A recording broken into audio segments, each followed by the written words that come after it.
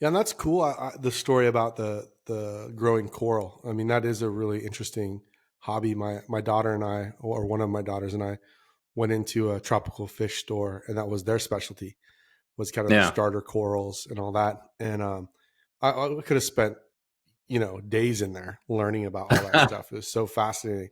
So it's interesting that was a pathway for you into wanting to go see it in real life.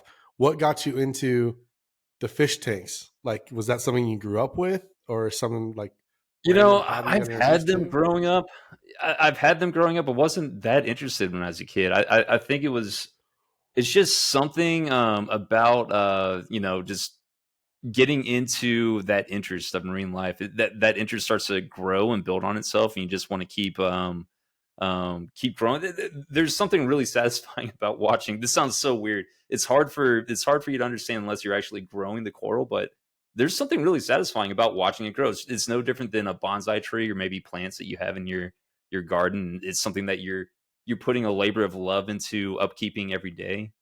And you start to get really passionate about it as you watch it progress through time. And yeah, just through the process of learning about what it needs and how to make it healthier, and how to make your whole system that you have set up run more efficiently.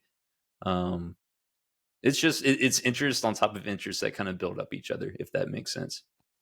Okay, but the important question here is, did you name each of your coral? I could imagine you being in the room, being like, "Oh, Carl, Carl, come on, No, you Carl." get really scientific about it. It's the opposite, and I think a lot of people that are really into growing coral or raising fish. There's a lot of fish breeders that are really scientific about it. They're actually kind of against naming them, because it's more about the species type and everything along those lines. Whereas like maybe when you're a kid and you had an aquarium, you would name your fish, but this is more of the I don't know. There's something kind of funny about that, but this is more about the science to it, I guess.